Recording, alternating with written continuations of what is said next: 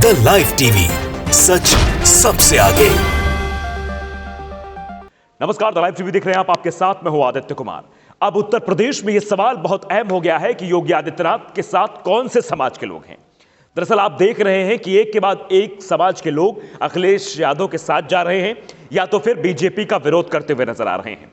और जो अभी ताजा रिपोर्ट आई है, ताजा खबर सामने आई है, वो ये है कि उत्तर प्रदेश के कासगंज में एक ठाकुर समाज के लोगों के साथ अन्याय होता है। उसकी पत्नी को उसके सामने गोली मार दी जाती है और पत्नी बाकायदे उसका नाम लेती है, उस शख्स का जो गोली चलाता है। उसके बाद वो बेचारी मौत के घाट उतार दी जाती है। लेकिन फिर भी अभी तक उन आरोपियों को कोई गिरफ्तारी नहीं हुई है। तो आप समझिए कि उत्तर प्रदेश में कानून व्यवस्था कैसी है और उत्तर प्रदेश में क्या वाकई में ठाकुर समाज के लोग, जो कहा जाता है राजपूत राजपूत की बातें चलती रहती हैं कि राजपूतों की सरकार ऐसा वैसा, क्या वो सच है? ये बड़ा सवाल बना हुआ है। तो सबसे पहले एक वीडियो हम दिखाना चाहते हैं। दरअसल पंकज डबरिया नाम के एक शख्स हैं जो यूपी के कासगंज में उसी जगह पर पहुंचे थे जहां पर यह पूरा घटनाक्रम हुआ था।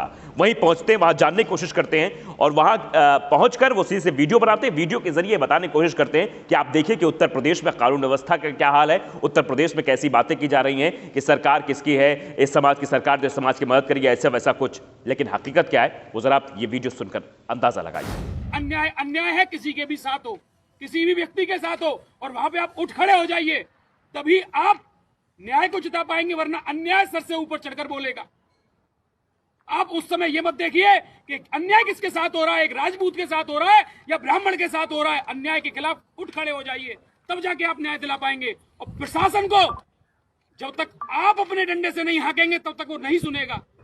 राजनीतिक डंडों से लगाम से चलने वाला प्रशासन कभी भी तुम्हारे इशारों पे नहीं चलेगा, उसको आपको चलाना पड़ेगा। प्रकरण बता देता हूं, ये एटा के मिराची थाने का है। यहाँ पे ये दुष्यंत भैया हमारे सामने हैं, जाति से ये राजपूत हैं, ठाकुर हैं। इनकी पत्नी को इनके सामने गोली मार दी जाती है और न्याय के लिए 3 महीने से परेशान है। पूरा समाज इनके साथ खड़ा हुआ है, लेकिन प्रशासन अभी भी अपनी अकड़ में है।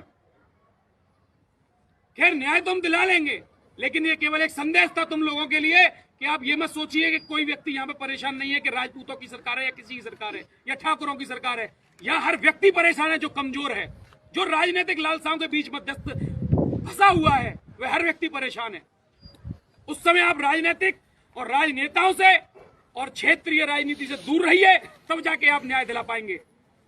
यह मैं आपको बताना चाहता हूं कि यह बेटी बीनू ठाकुर केवल और केवल ठाकुरों की बेटी नहीं थी, यह सारे समस्त समाज की बेटी थी। और आपको उठ खड़ा होना होगा।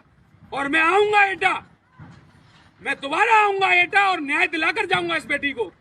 और अपराधी अगर जब तक एसपी सीधा जेल में नहीं भेजते तो उसको नाक रगड़ के गिरफ्तारी करनी पड़ेगी। यह पंकज डबरिया का वचन है और इस वचन की मैं पूर्ति करूंगा।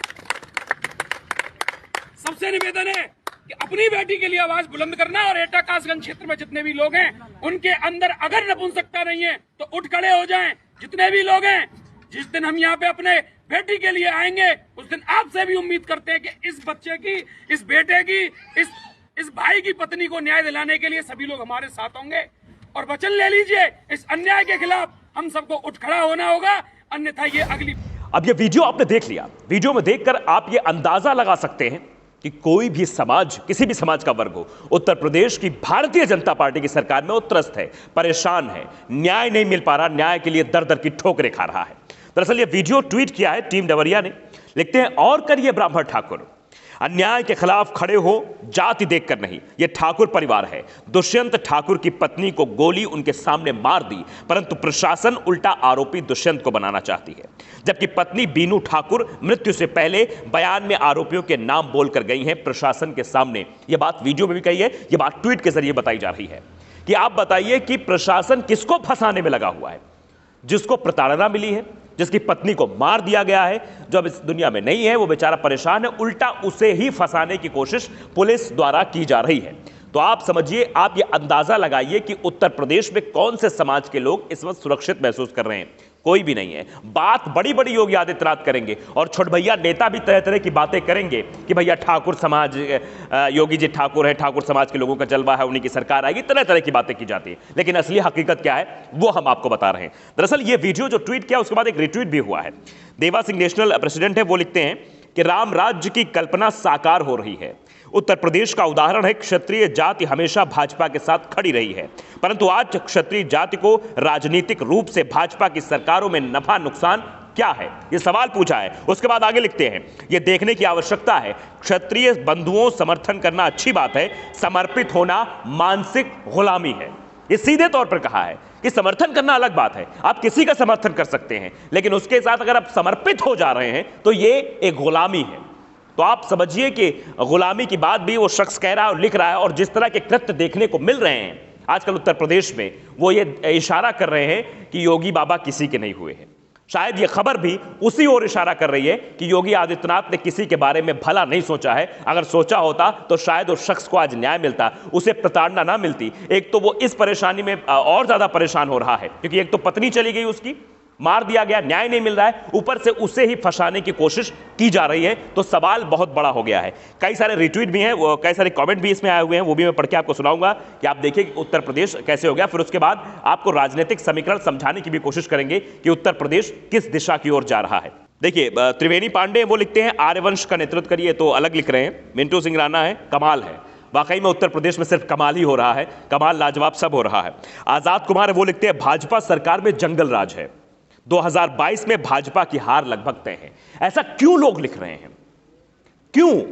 यह सवाल है कि भाजपा की सरकार में जंगल राज है, जबकि यह बात कभी उत्तर प्रदेश पूर्ववर्ती सरकारों पर लगता रहा है आरोप। जो अखिलेश यादव की सरकार थी उस पर आरोप लगता रहा है कि जंगल राज है, गुंडा राज आ गया उत्तर प्रदेश में, उत्तर प्रदेश में कानून व्यवस्था नहीं है।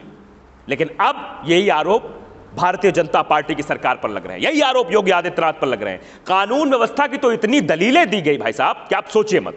गृह मंत्री आते हैं तो कहते हैं दूरबीन से आप देखिएगा तो महिलाएं सुरक्षित दिखेंगी, आपको कोई अपराधी नहीं दिखेगा, कोई जो गुंडाई करते हुए नहीं दिखाई देगा। तो अब बताइए अमित शाह जी कि आपके राज्य में आप गृह मंत्री हैं, उसके बाद आपका केंद्रीय गृह राज्य मंत्री जो उत्तर प्रदेश के कानून व्यवस्था भी देखता है, पुलिस व्यवस्था भी देखता है, वो क्या कर रहा है आप सब जानते हैं। लेकिन उसके बावजूद भी स्थितियां क्या हैं देखिए गृह मंत्री साहब, न्याय नहीं मिल पा रहा है। मुख्यमंत्री योगी आदित्यनाथ आप भी देखिए, आप भी समझिए कि आप जो बड़े बड़े दावे मंच से करते हैं उन दावों की असली हकीकत क्या है।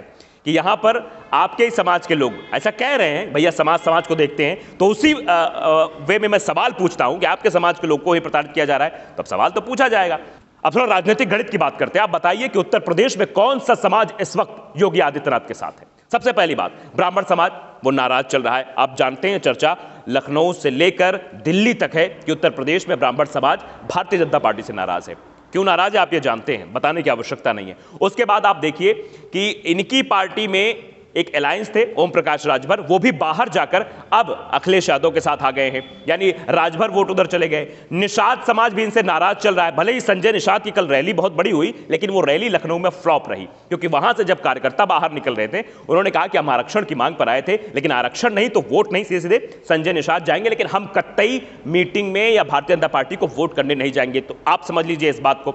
उसके साथ कृष्णा पटेल भी ये कह चुकी हैं अखिलेश यादव के साथ हम चुनाव लड़ेंगे। आम आदमी पार्टी भी आ गई। बहुत सारी चीजें, बहुत सारा ये समीकरण राजनीतिक है, लेकिन उसमें सबसे बड़ी समझने वाली बात है कि आखिरकार अब बाबा क्या करेंगे।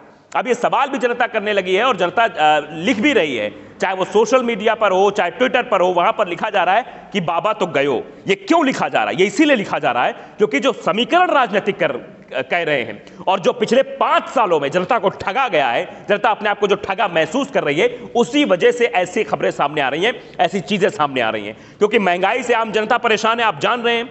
आप रोजमर्रा की चीजें आप खरीद नहीं सकते हैं। अगर आप मिडिल क्लास में फैमिली में है तो आपको अपने घर का बजट चलाने के लिए बहुत मुश्किल होती है। आपको सोचना पड़ता है क्या क्या लेना है, क्या खाना है, क्या पीना है, इसके बारे में आप सोचना पड़ेगा। उसके साथ साथ पेट्रोल डीजल के दाम आप देख ही लीजिए। फिर आ जाइए आप कानून व्यवस्था पर। कानून व्यवस्था का हाल क्या है, यह खबर ही आपको बता देगी कि किस तरह से कानून व्यवस्था उत्तर प्रदेश में ध्वस्त हो चुकी है, जहां पर पीड़ित को ही आरोपी बनाने की कोशिश की जाती है, पीड़ित को ही अपराधी बनाने की कोशिश की जाती है। ये सब चीजें हो रही हैं। तो ये सवाल बहुत बड़ा हो गया है।